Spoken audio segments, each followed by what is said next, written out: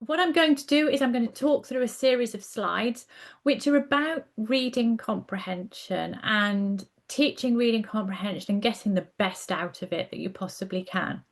I will refer to Colin's Big Cat Read On throughout, but what I want to be really clear about is that you can take on board all of the messages today and apply them to whichever books you're using to teach reading in your setting. It's very much about best practice for teaching reading, but we're using these lovely books that have just been released from Collins in order to do that with you. So I'm going to work my way through quite a lot in the hour that we've got. I can talk very quickly, so we will get through a lot of content, but I'll do my best to make sure we have a little bit of time at the end so that you can ask some questions. And as Bethan said, if you can drop those into the Q&A, that would be really, really helpful, because then we get a sense of what things you'd like to talk about at the end of the session. I'm going to start then by setting the scene.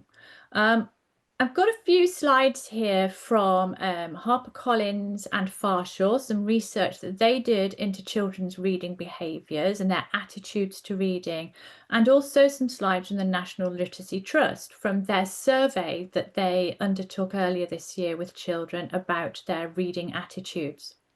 I'm fully aware that both of these sets of research are based on questions set to children in the United Kingdom, and that you are from all over the world. I still think they're relevant to you because the types of challenges that children face in their reading lives are not unique to the United Kingdom. And many of the things that the children have said about their reading will also be the case for the children that you work with as well. So on the screen at the moment then, we've got some information from the Farshaw HarperCollins research into children's attitudes. I've underlined and emboldened some bits that I just want to draw to your attention. It's sad, it's really not something that is pleasurable to read, that children don't think of reading as something enjoyable to do. Now, clearly that's not all children, but lots of children do not enjoy reading. They see it as a task to be endured rather than to be enjoyed.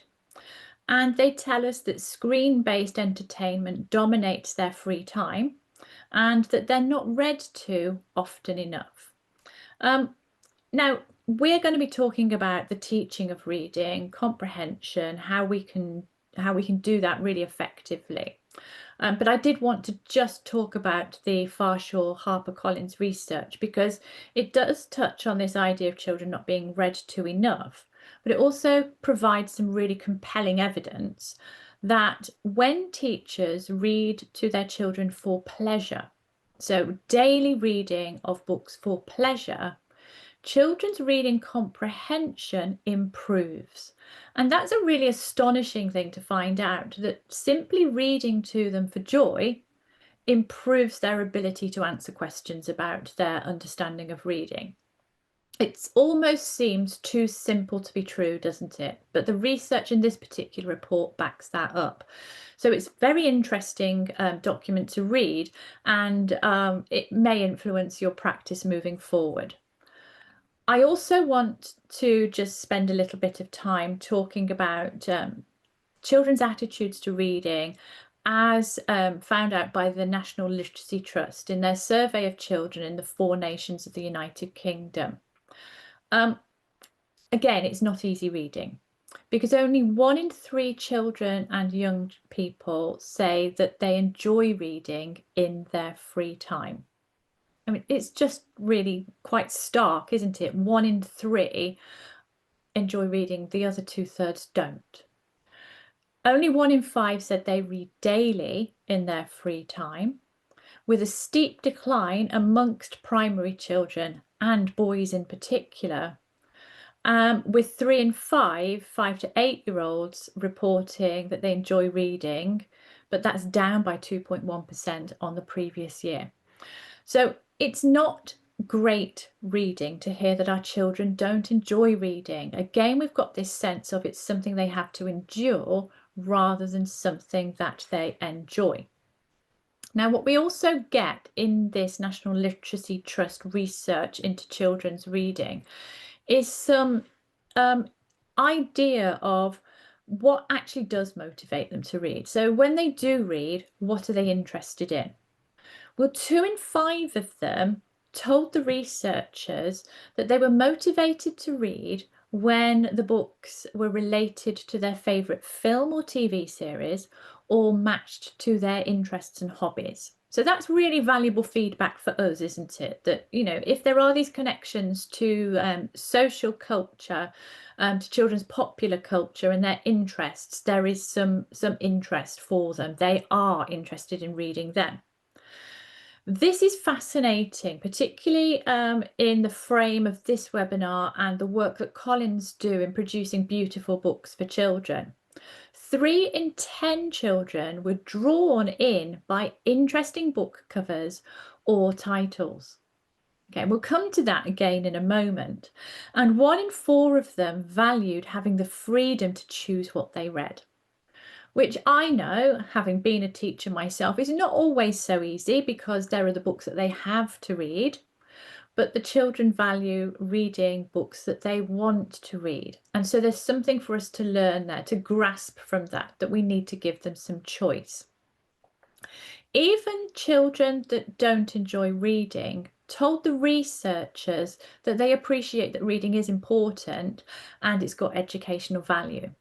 So they're telling us that they know it's good for them, but they're not quite making the leap into doing it. What they also told us, in addition to films and TV series that they were interested in, was that they do like to read things like song lyrics, they like news articles, they like fiction and comics and fan fiction.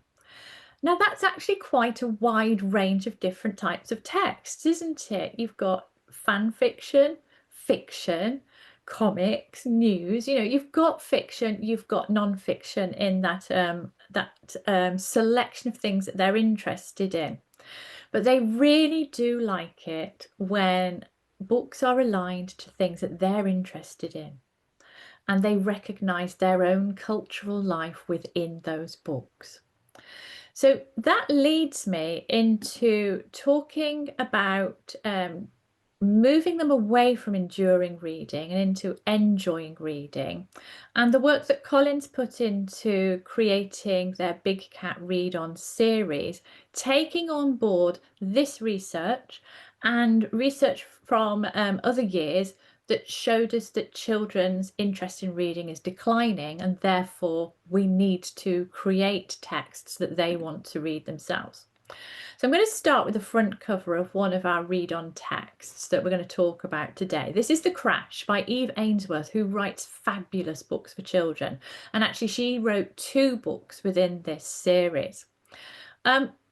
Do you remember me just saying in a previous slide, children are really grabbed by great titles and great artwork on the fronts of their books. Look at it.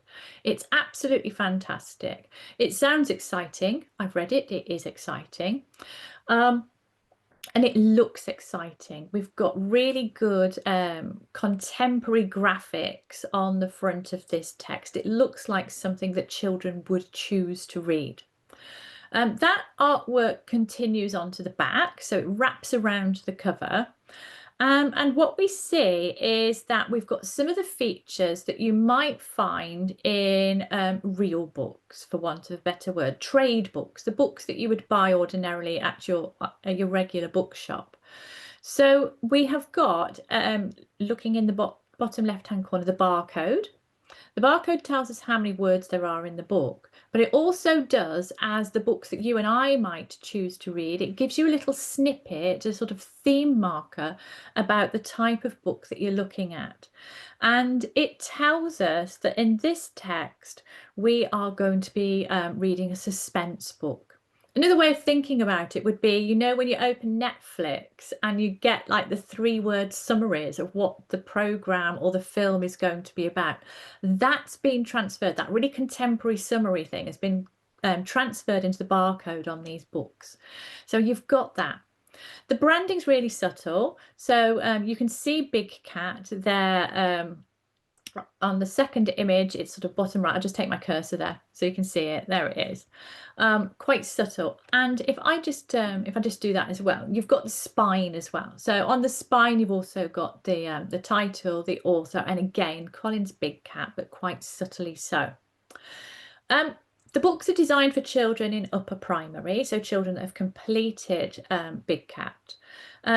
I think you'd agree this doesn't look like a reading scheme book, and actually the size is more in keeping with the size of a novel. Okay, so it's more that pocket size book. It looks real.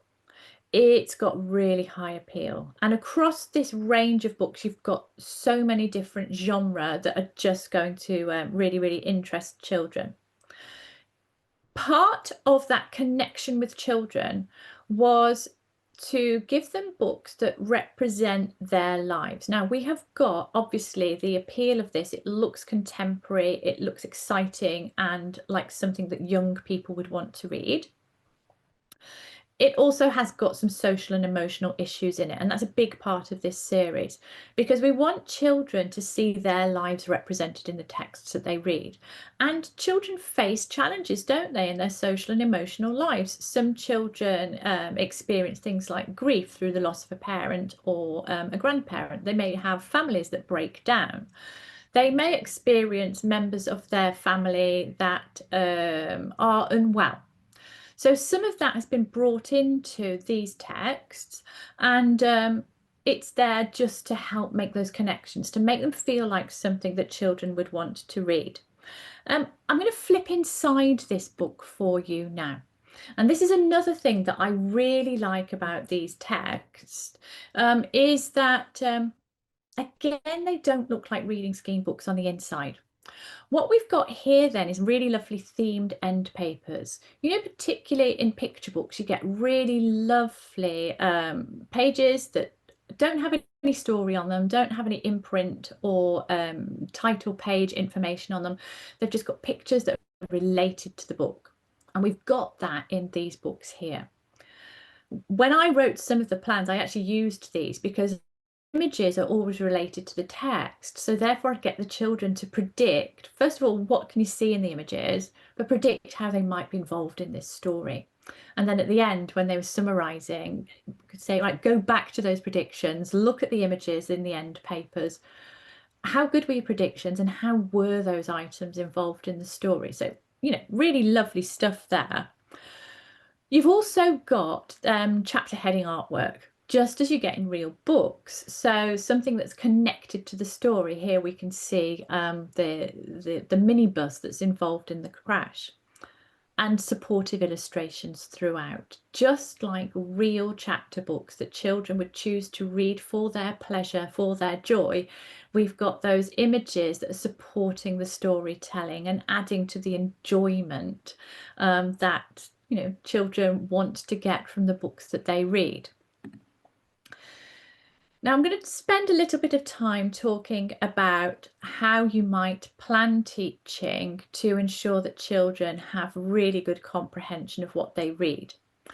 I'm going to refer to Read On, but what I clearly want to say at this point in the presentation is that these notes, these ideas, these tips actually apply to anything that you're working with.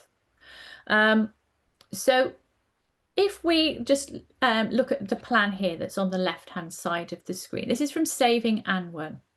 And what you can see here is that we've got boxes that tell you about the book before reading. We're also going to, on subsequent slides, look at during reading and after reading. And that's the structure. And that's actually my preferred structure for all reading lessons. Sometimes you come across more complex ways of preparing, delivering and summarising the reading. But I've stood by before reading, during reading and after reading for very many years. And I think it works. And I'm not on my own. I'm from the Institute of Education. We also get Sue Bodman and Glenn Franklin in their Which Book and Why, which is their guide to guided reading books, really. They also talk about a lesson structure, which is what do we need to do to prepare for reading? What should we do while the children are reading? And how will we summarise that reading after reading? Just a simple 3-part structure. So let's just look in and find out a little bit more about that. So before reading then, you need to read the book. As a teacher, you need to read the book so that you can prepare the children for the reading. Now, we know you're very busy and you've got lots of preparation to do. So we've read the books for you and we've summarised them for you. The other thing that you need to do is you need to lay the foundations. You need to get the children ready to read. So in Saving Anwen, then, we give you a little summary of the story so that you've read it. And we also identify some of those themes that appear in the book that connect to the children's own social emotional lives. And that's really helpful for you because it means that you can decide whether this book is suitable for your class. So again, I'll take bereavement, but children experience bereavement often of grandparents. You've got someone in your class that's happened to them recently. You pick up this book, you read the summary, and you think, actually, right now, that's not the right book for us. Alternatively, you might think, actually, that's going to be the right book to help that member of my class right now. And I'm going to talk to them about that before I start using the book. You know your children, you know what's going to work with them. So that's one thing that we can do before we start reading. The other thing that we can do is start laying those foundations, getting the children ready to read. Now, on this slide, I've put a quotation that I hang on to very, very dearly, always when talking about reading comprehension, and within talk about reading comprehension, particularly when I'm talking about inferencing. But I also find myself going back to this quotation, even when I'm thinking about designing writing teaching sequences. It's that idea that you have to bring what you know from the outside world, from other books that you've read, from your own personal experiences, and you need to bring them to the text that you're reading. And when you bring those enriching experiences with you, you understand the text in front of you better. And that's why E.D. Hirsch says, to grasp the words on the page, you have to know a lot of information that isn't set down on the page. Now, in this particular text about peregrine falcons in Wales, well, there's some stuff that some children might know, and I want to make the connections to their existing knowledge by reminding them about Wales if they've been there, and about peregrine falcons and birds of prey if you know about them. So I might show a bit of video and they'll be like, oh yes, I've seen that, I know about that. And it helps to open up the text and helps them to enjoy and make connections within the text. It's equally likely that you're going to have some children, particularly for you in international settings, that don't know Wales and the castles in Wales, and that you may know about birds of prey, but you don't know about peregrine falcons, which are British birds. So being able to show the children images of castles in Wales, being able to show them images of peregrine falcons, you're actually preparing them for reading. And you're helping them to make the mental models that are just so important for understanding texts. So that's why this pre-reading work on setting the foundations in place is really important. It's important in Big Cat Read On.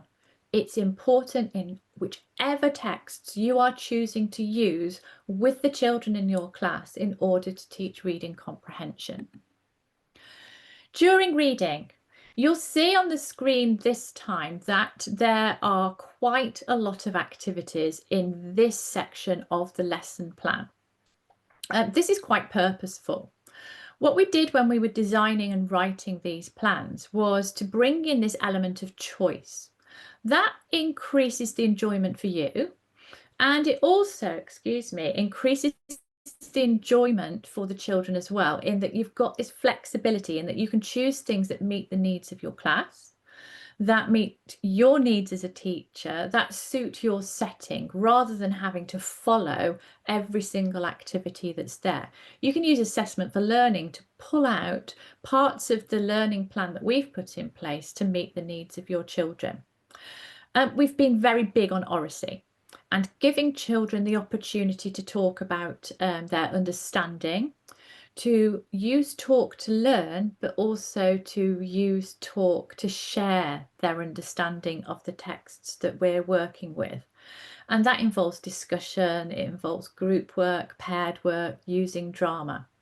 We've also, within this range of activities, brought in vocabulary learning, fluency practice, writing opportunities. Now, we've planned that for Read On, but if you're using other programs, you would equally want to use the ideas that are in here to help bring texts alive and to get some really deep learning about the texts that you are using. After reading then is about summarising, it's about bringing everything together and getting that sense of cohesion that we want when we've worked with a text.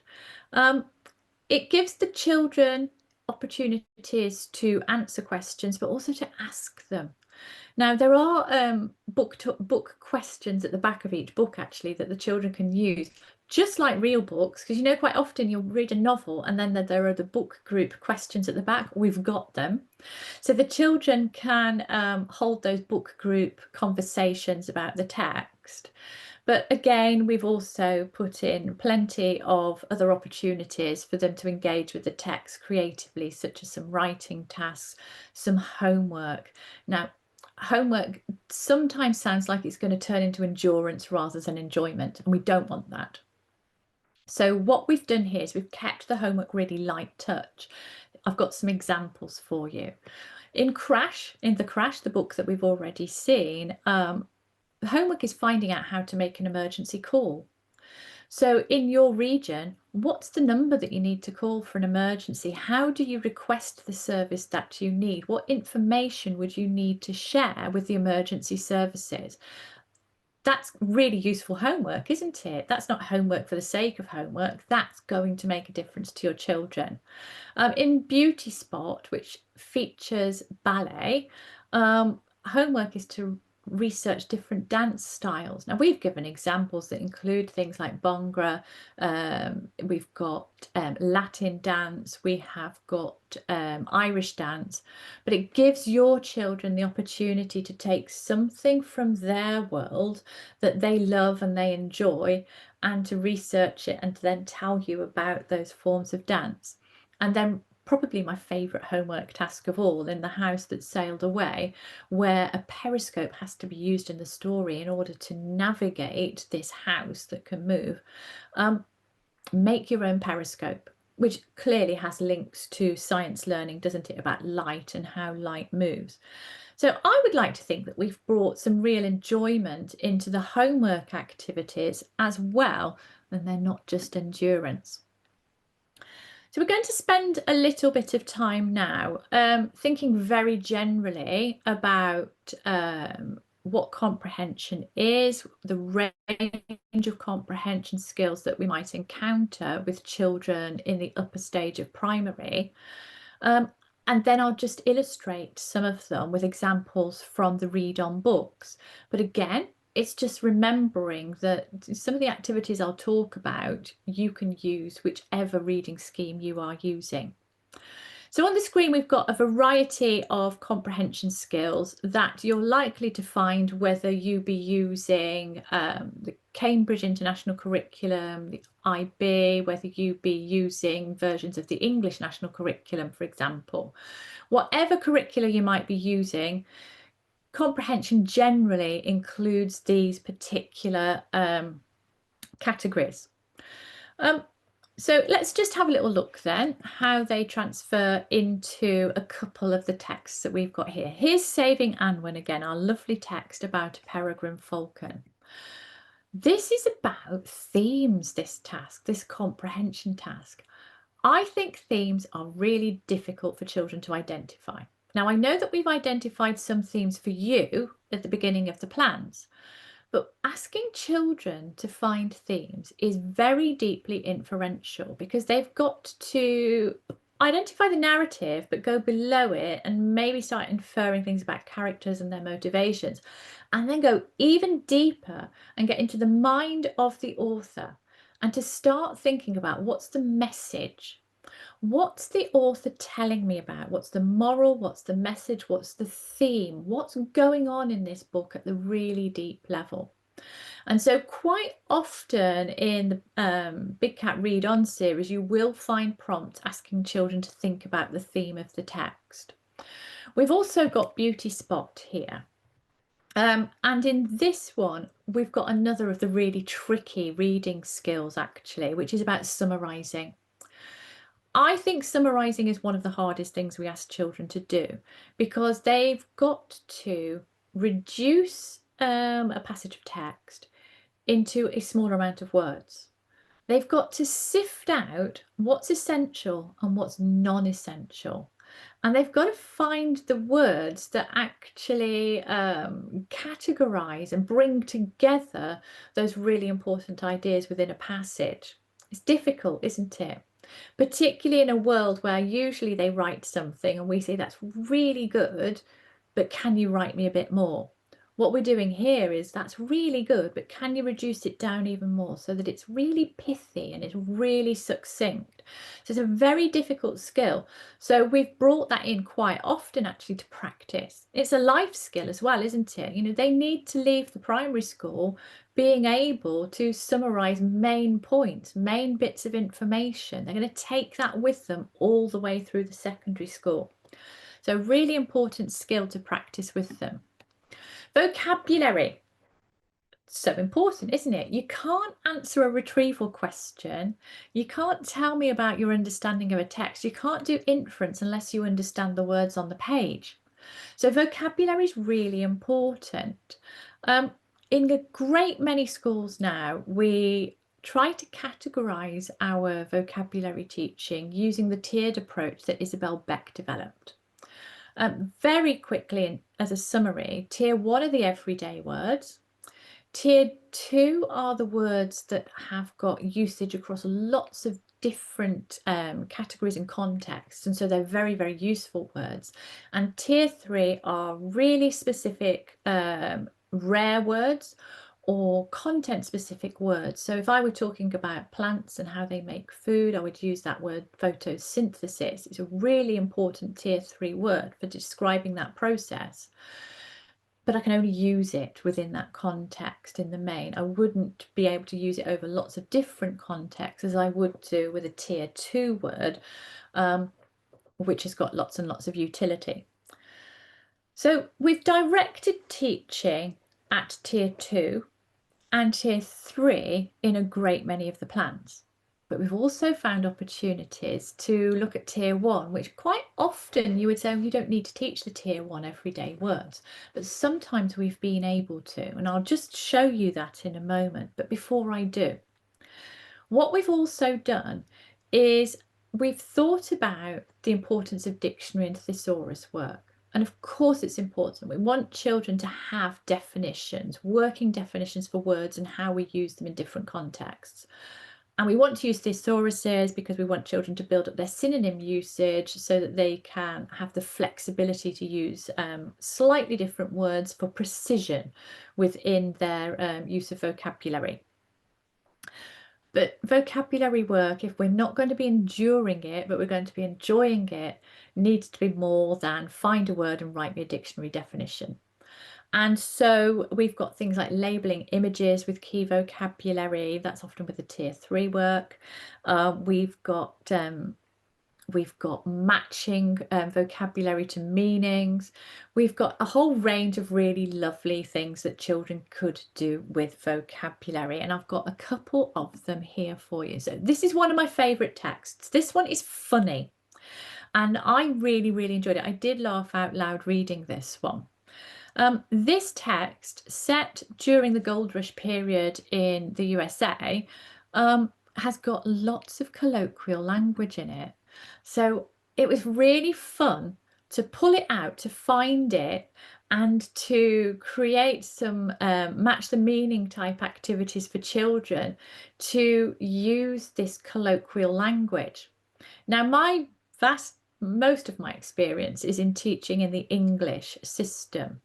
And I know that even though most of our children speak English as their first language, they would still struggle actually to give you some contextual usage of this colloquial language. I'm talking to most of you who are teaching children outside of that system, in the international system, who would read that book and would probably, particularly if they're speaking English as their second or third language, find some of that colloquial language quite difficult to work with. So I think it's really fun that we can find those opportunities to explore it with them and to open up their understanding of everyday English language phrases and words. Back to the crash, which again, I really enjoy this book. Took synonym work with this one and found, using Collins' Dictionary and Thesaurus, a range of synonyms for crash, and the activity for the children is to rank them. What word gives you a sense of the largest or the least impactful crash? But there's also the opportunity to tease out with them which of them might be quite everyday, colloquial ways of talking about a crash. For example, a prang. If I prang my car, it's not a serious crash and it's quite informal language that I might use. If I'm talking about a pile-up, then it probably involves lots of cars and it's on the motorway, so that's quite a serious crash. So some really nice activities to get into that graded but nuanced use of language by getting beyond just give me the definition and write it in your own sentence. Oracy is just so important at the moment. We talk about oracy a lot, and giving children opportunities to learn through talk, but to share their understanding through talk as well. There's quite a range of fairly well-known oracy structures on the screen here. Now, what I'm going to do is I am going to talk specifically about two of them. I'm going to talk about snowballing and I'm going to talk about hot seating. Before I do that, this work links really closely with, if you've encountered it, Aidan Chambers' work on Tell Me. It's about giving children scaffolded structures which allow them to move from holding their thoughts inside themselves, but starting to construct and co-construct their thoughts together as a group. And snowballing is particularly good for that. If you have experience of building a snowball, it's scraping together a small amount of snow, compacting it in your hands, and then rolling it through the snow so that it becomes bigger and bigger and bigger. And as a talk structure, that's what you're doing. You're moving from thinking about a prompt yourself to sharing your thoughts about that prompt with a talk partner, to then with that talk partner expanding out to talk to another pair, and then maybe into a larger group, or it could be the whole class conversation. And the way that that links to the work of Aidan Chambers is that in Tell Me, which is a phenomenal book if you get the opportunity to read it, is you move through 4 kinds of saying, where you're saying something for yourself, you're saying something for others, so when you're sharing your thoughts with your talk partner, then with your talk partner and you talk to another pair, you are saying something together about that text. And eventually, when you all come together, you find yourselves saying something new, because all of those ideas have come together to become quite a rich sort of tapestry of ideas about a text. So that's what snowballing is, and it found its way into Gold Rush, where we talk about how Lily has changed or not across the text, and what makes you think that, and whether she'd be happier or not at the beginning or the end of the story. And the great thing about reflecting on a character's growth across a story is that it also impacts on children's writing, because it's that appreciation that a character has to grow. As a consequence of overcoming the problem in a story, they will grow and they will change. And when you write your own stories, your characters need to grow and change as a consequence of what they've been through. Hot seating then is fairly well known.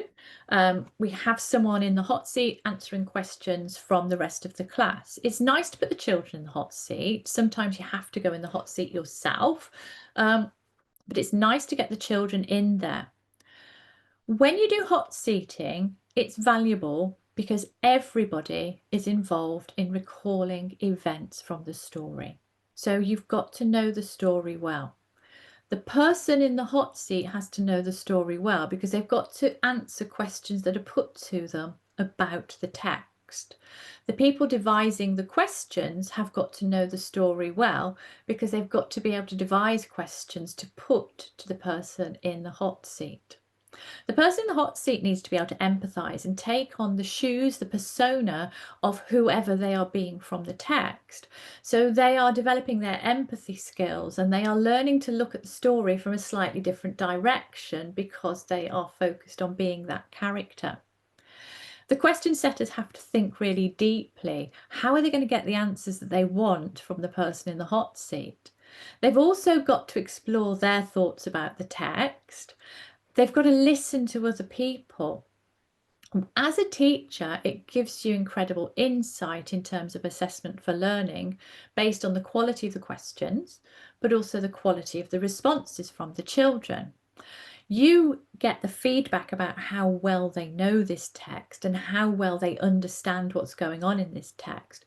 You also get a sense of what you might need to unpick with them, where their misunderstandings may lay, and what work you would need to do to iron those out with them. You also get a sense of how they might connect to the outside world and how they might be drawing in information that is related to the context of the story. Let's think about Peregrine Falcons, let's think about Wales, let's think about themes that are in the text such as bereavement and loss and how they bring those in there. And there's even the opportunity to take the questions and the answers and to turn that into a piece of writing if you wanted to, for example, a magazine interview. So it is a really valuable thing to do. If your children are struggling with it, you can use question stems to help them to devise their questions. But it's a really, really valuable way of getting into a text and really deeply understanding it. And we did that with The House That Sailed Away. So the children get the opportunity to ask Jake how he feels. So it's into the emotions, isn't it? It's into the feels, as the children might say, into the emotions that Jake would have during that encounter. And whoever is in the hot seat as Jake has really got to take on his personality and think about and find the evidence in the text that tells you how he's feeling at different points in that narrative. The next thing that I'm going to talk to you about then is writing opportunities. And I briefly mentioned one there, didn't I, where hot seating can lead into a piece of writing. One of the challenges we often encounter with children and writing about the books that they've read is that it kills the joy and it becomes endurance rather than enjoyment. And that was very much in our mind working with Big Cat Read On, but it also needs to be in your mind whichever books you're working with. We don't want to kill the joy with really difficult writing tasks. There's a writing curriculum that takes place, isn't there, at other times of the day, and this is about reading. But the thing about going into writing and what makes it worth doing as part of your reading curriculum is that we can get some really deep engagement with the text. We also get to take information that's in the text and we get to shape it and to mold it and to use it in various ways because of the purpose or the audience of the text that we're asking children to create. So, and I will read from my notes here because I've got quite a lot of notes on this. Things like information posters and fact files, they get the children to retrieve information, don't they? They're doing that find it, prove it type information finding stuff with the text, even when it's a story. And then they might be shaping and organizing it. They might be grouping information, categorizing information, combining it with research from elsewhere to create those information posters. Diaries and letters are about seeing text through the eyes of a character. develops first person narrative writing, but also skills of chronology and organizing information and shaping it for this new purpose, for this new audience of writing a diary. Summaries, we've said how difficult they are, but it's condensing information into key facts, isn't it? Into organizing, into synthesizing information, into practicing, sifting what's important information, what could be superfluous. When they write stories, they're being creative, they're using their imagination, they might be extending characters, they might be extending the narrative arc of a story, they might be learning to take aspects of genre and use it to create their own narrative. And retelling and recounting again involves them retrieving key information, using chronology, picking out, summarizing those main points and bringing them to the fore in their writing. And that's really general. That's whatever texts you might be doing with children. Now, for us, with Big Cat Read On, just to exemplify that, we've got two lovely texts here, The Castle Club and Time Travel Telephone. Sorry, I'm a little bit ahead of myself, I think. Am I? No, I'm not. Goodness gracious, I'm not. Let me just, sorry, just a little moment. So we've got some texts on the screen and we've got some writing opportunities that the children might come up with. You'll see in a moment why I've gone ahead of myself. Writing a letter to a character telling her how to cheer up. We've got writing an article for a newspaper. So that's an interesting one. I really love this idea of writing a short police report. That's a really interesting tone, isn't it? And register that they would need to take in writing that. And then in Flooded, writing a story, recounting what's happened in the story so that you can create your own similar narrative. So, some really nice writing opportunities that we found there. Fluency. Really, again, such an interesting aspect of reading. We often talk of expressive fluency as being prosody, which is the reading twin to melody and music. So making your reading melodic would be one way of talking about it. When you read with prosody, you are changing your reading based upon your understanding of what you have read. So you would use a rising tone for a question, or you would up the pace to show excitement. Those kinds of things, that's prosody.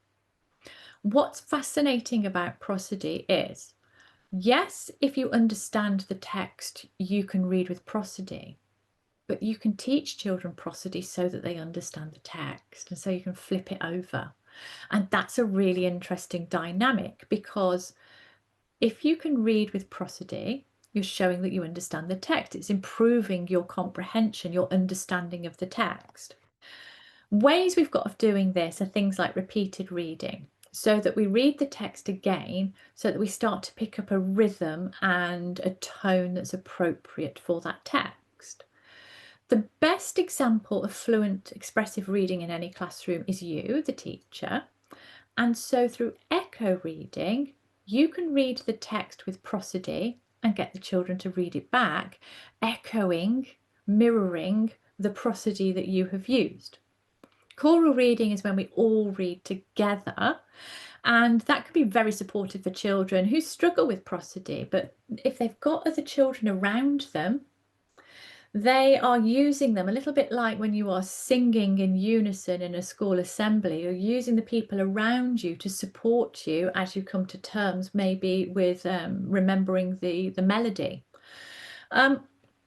We've got things like Rate My Reading, where you create success criteria for reading aloud with the children, and then they rate each other's reading based upon that success criteria. And Readers Theatre, which is that polished performance of reading that you would do after doing all these other types of activities, so that children use their book as a script in order to give a performance read of that text. And just think, by the time you've been through this process several times of repeating and echoing and practicing and critiquing each other's reading, you've got a purpose. I'm going to read it purposefully so that I can entertain other people with my reading. So you can do those whenever with whatever type of text that you're working with, in the full knowledge that it's improving comprehension. This is where I got myself confused. So you can see these two texts that we just talked about earlier on. And what I just want to do with you is to just pull out a couple of activities that we built into the plans with these texts. So we've got repeated reading in Time Travel Telephone, getting children to think about words or phrases that might be tripping them up as they're reading, and to practice reading those to get that beautiful expressive fluency in there. And then in the Castle Club, we've got some Rate My Reading, being judges, using your whiteboards as your judges, sort of number paddles, and to, focus on those techniques that make your reading absolutely beautiful. We've mentioned that the social and emotional issues help children to relate to texts. Sometimes you can overcome your own problems, can't you, when you've read about somebody else with similar issues. Equally, you can become a more empathetic human being by reading about people who've got different experiences of the world to yourself. And so in both instances, we are enriching someone's reading life, and I think enriching their wider life by engaging and thinking about and considering the impact of these issues upon a character's life. And so what I've got here is just one example with The Midnight House. Clarabelle lives in a rundown flat with her mother. She sees a beautiful item in a shop that she wants to buy. Okay, we can encounter, there are children that do live in a rundown flat with their mother, not an entire nuclear family as an example, and may see something beautiful that they want in a shop, but it's from beyond their grasp. It's not something that they can have easily. So there is much to be learned from exploring that story with the children, along with a great narrative and all the fabulous things that take place in that story as well. The empathy then that we're looking for to help our children to become great citizens, examples that we've got in texts that are on the screen here. An absolute favourite quotation of mine from one of my favourite books, so from Little Women: "I am not afraid of storms, for I am learning how to sail my ship." It's there, it's in this text for the children in the Castle Club, getting them to think metaphorically about sailing your life ship and the problems that you encounter and how you overcome those and how you become a better person and a stronger person as a consequence of that. Tracking characters in the crash. Not everybody in the crash, and there are 4 main characters in this text, not everybody feels like somebody you want to be friends with in the outset. But as you learn more about them through the course of the narrative, you might just learn to empathize with them and come to understand why they could have been that difficult person to start with, and why you may actually come to like them and value them very much by the end of the narrative. Thinking about how you can encourage a friend to think more positively about themselves. We encounter that in Beauty Spot. And then thinking about the growth of a character over the narrative again, in The House That Sailed Away, drawing that character and collecting evidence about them over the text so that you learn to empathise, you learn to think more about them, you make those connections to yourself and to other people that you may encounter. There are so many links across the curriculum. So many, and there are so many links to the wider world as well within these texts. Just touching on curriculum links that we've got here, I'm going to go again to a real old favourite of mine, which happens to be Gold Rush. This text has got links into various curricula, whichever country you may be working in, into biomes and the ecosystems, because we have got mentions of the Grand Canyon, the Colorado River, prairie land, pine forests, Monument Valley, and the Rocky Mountains. You can tick off quite a few of the world's biomes just in this book. So there's a lovely link to your geography and your science work. It also historically links to the gold rush of the 1880s, to cowboys, to the Wild West, the immense social change that took place during that period in American history, and the immigration and the exploration that took place as part of that gold rush. We've also got texts like Starboy, which is about gaming. So my goodness, hasn't that got appeal on the backdrop of the research that we shared earlier on, but also links to computing. Flooded World has links to science, also to the environment and to climate change, things that children care very, very deeply about. And Off the Bench has links to PE and to playing competitive games. And so that appeals to lots of our children who really love that part of the curriculum. The range of genre is huge. One of the many things I like about The Crash is that the children are slightly older than our target audience of the top of junior school, of the top of the primary years. It features lower secondary students, and you know how children love reading stories about children a little bit older than them. And by the time they're at the top of the primary school, they're really interested in what happens in secondary school. But it's safe because this is a reading scheme book. And so the themes that may creep into young adult fiction are not here. It's completely safe. Your children are not going to be introduced to anything that is beyond their years, but it is a really fast-paced drama featuring children who are a little bit older than themselves. And Gold Rush, I've talked about it very many times, but you've got a very strong female character in here, and it is so, so funny. So if your children do like the Captain Underpants sort of thing and the wimpy kid type of thing, they're going to like this book. It's really, really funny. My last slide has a lot of notes with it. But this is the part of the presentation where I feel that I probably answer questions that you want to know that you may have put into the Q&A. And that's about how to plan to teach reading comprehension with these different sized groups. Now I'm going to read from my notes because I've got a lot here. I'm going to start off with independent, those children reading on their own.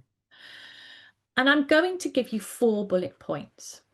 One thing would be use the plans that we've written, but personalise them so that children that are working on their own have got, for example, a menu of things that they could do with the text. They've read the book on their own and they've got maybe a starter and a main and a dessert, a set of questions, prompts, activity ideas linked to the book that they can work through. You can choose. It could be you want an easy starter, a middle main, and a hard dessert for them. Or it could be to really facilitate them being able to work on their own. You know that child very, very well, and you've chosen 3 activities that you know they are going to experience success with, and you're not going to take the enjoyment away from them. Something I do all the time outside of working with Colin's Big Cat is to make a summary grid. So a chapter grid, just an A4 piece of paper with a table in Microsoft Word, and it's got enough spaces for each chapter, and literally ask the children to write a summary for each chapter of the text. You can limit how many words or how many sentences go in there depending upon your knowledge of the children. But that gives you a really good sense that they've got a gist of the narrative. Get them to record themselves reading into an iPad. You can listen back in your own time when you've got time to do that, and you can make an assessment of their fluency and their expression. And if you've got children that would need it, do some pre-teaching prior to getting them to work on their own with the text. So it might be that you're going to teach them essential vocabulary. You might do some background information work with them so that they can access the text more easily. Children working in pairs and small groups, everything I have said there will feed into small groups as well. But here's a little bit more as well. Remind them of any classroom prompts you've got, such as 3 before me. If you're not familiar with 3 before me, it's a very good way of stopping them coming to you as the first port of call, and instead to build some resilience and some independence and some problem solving techniques. An example of 3 before me might be try and solve the problem yourself. Find something in the classroom to help you, such as a prompt in the classroom or a dictionary maybe. Ask your partner or a member of the group if they can help you. None of those work, then you can come to me. Allocate a staff member, if you've got one, to keep an eye on the group, okay? Select activities from the teacher notes that you know that they can do independently or that you have trained them to do over time so that they become little experts in this set of activities that we've written for you. Take the time to build good discussion behaviours. Now, we haven't talked about this already, but when we were talking about oracy, it can be quite useful to use a frame such as ABC discussions. If you're using Cambridge Oracy or Voice 21, you might be familiar with this particular structure. ABC discussions are A, add. What can I add? I would like to add to what somebody else has already said. B is build. I'd like to build on what you've said by saying da da da da da da. Challenge. I've heard what you've said and it's really interesting, but I'd like to challenge you by saying. So these are structures that you can give children so that they can have really good high quality discussions that don't break down into arguments. That can work very well. Again, training them so that they can do that. And then if you want to use things like readers' theatre, they need space to practice. They need a place to rehearse. You're going to need rules for that so that they are on task and they're doing what you've asked.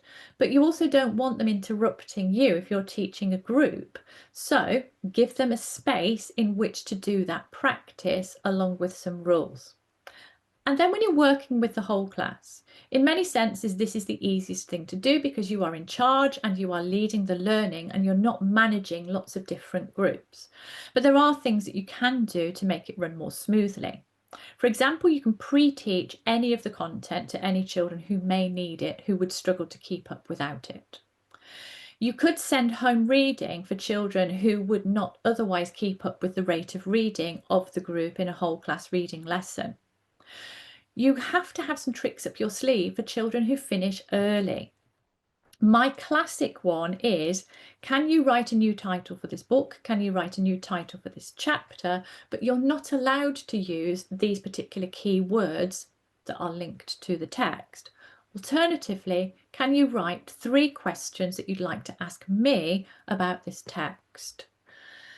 It's worth asking your TA to be that helicopter person that's whizzing around the room, dealing with the problems and keeping people on task so that you can do some focused teaching, whether that be extension or support or just dealing with problems as they arise. That can be a very valuable and a bit of a change in the relationship so that it's not your TA working with your least able readers, but instead your TA is making sure everybody else is on task while you work with those least able readers. And if you've got a group of readers who just will not access the whole class text because they're not there yet, whether it be decoding or comprehension skills, then look for another book of the same genre or on the same theme or topic so that they have got some reading that fits in with what everybody else is doing. And again, you may need your TA or yourself and some of these other strategies such as pre-teaching and pre-learning in place so that they can read that book whilst you're reading the other. And the thing about Collins Big Cat is there are so many books that you can usually find a suitable graded reader that will match what you're doing with the rest of the class. So we've got my pupils are good at discussing text, but when I give them written questions, they really struggle to answer. Do you have any advice on helping with this? Goodness. So if I can just say in response to that question, I have experienced this myself, and I'm sure most people on the webinar are nodding along saying, yes, that's what happens in my classroom. They're really great in conversation, but they struggle. So feel reassured, that's normal. The spoken response generally is easier for children because they have got more time to think. They can compose their ideas. It's generally easier to say what you think rather than write it. There are fewer cognitive demands being put upon them by doing that, particularly for some of your children who may struggle to write a written response because of vocabulary, because of spelling, because of handwriting, because of grammatical structures, or just not really getting to grips with how do I answer a written response. And the thing is, when you are talking to them and you're having your lovely discussions, often without realizing it, you are sort of encouraging them. You're nodding and you're saying yes, and you're giving them thumbs up, and you're encouraging them, whether directly or indirectly, to continue with their explanations. And it's almost as though their long explanations, in there are all the little nuggets of advice that you wanted and those answers that you wanted from them. So let me build on that a little bit more. Do think of what we're doing with those oral responses as teaching them, preparing them, and getting them ready for a written response. They're rehearsing what they might put into a written answer. And I don't think there's anything wrong in, say you're taking a week on a book. On Monday, Tuesday, and Wednesday, you're having conversations about the book and you're framing questions orally that, lo and behold, on Friday just happen to be very similar to ones that you've written down. You're building their confidence in being able to do that. So it is rehearsal, it's confidence, but it's also, I think, fair to say, you probably get richer responses from them orally anyway, because most written responses have to be short, they have to be sharp, and they're a little bit like that game where can I guess the answer that's in my teacher's head and fulfill that in writing. So that's my very long answer to that question.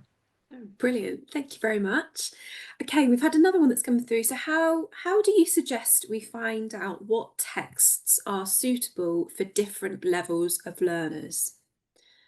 Okay. That's what texts are suitable for different levels of learners. Okay. So, I mean, I think what we're talking about here is one of the great advantages of Big Cat, which is it's a series of banded, graded learners. So we have got books where the vocabulary, the sentence structure, the amount of words is very carefully controlled to match the evolving skills of the reader. And that's the power of having a program like Big Cat. How can you work out whether they can read it or not? Well, you can do trial and error. You can say, well, I think, I'm going to use English system here. You're in year 5. I think that's going to be a turquoise book. And, trial and error. Oh, it's not turquoise. Actually, I think they can manage pearl, whatever. Or you can actually do a bit of an assessment, and you can do a miscue analysis. You can do a fluency test. So it just so happens that in Collins there is a assessing reading fluency publication. It's a green book, and in there it uses both reading ages and it uses banded Collins books so that you can very easily choose a piece of text.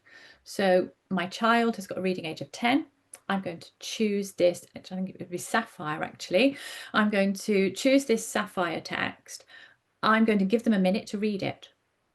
I am going to do a miscue analysis on that. So I'm going to know how many words they read in the minute.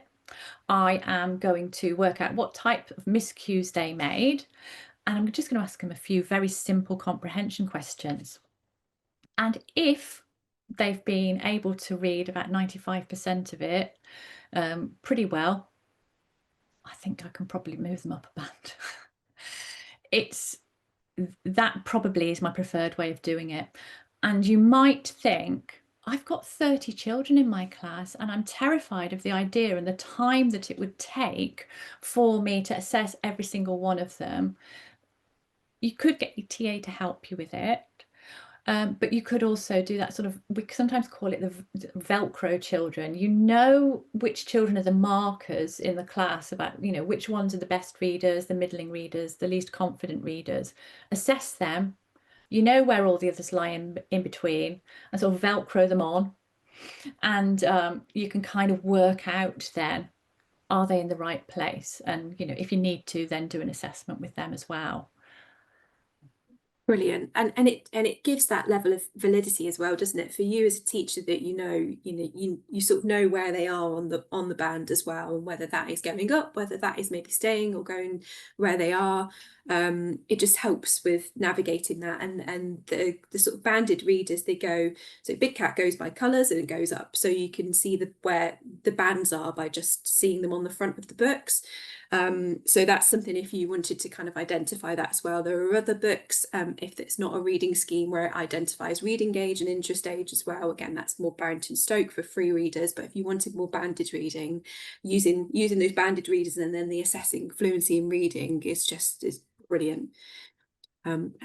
Fantastic. I think that answers that question. Right, we've had one more from Antonella. So where can I get Colin's books in Italy for the school where I work? So yeah, absolutely. So we distribute to Italy. So what's the best thing for you to do, Antonella, is to scan the QR code or press the link in the chat, fill in the form, and our rep for your region, who is Laura will be in touch and to let you know how you can get hold of the books in Italy.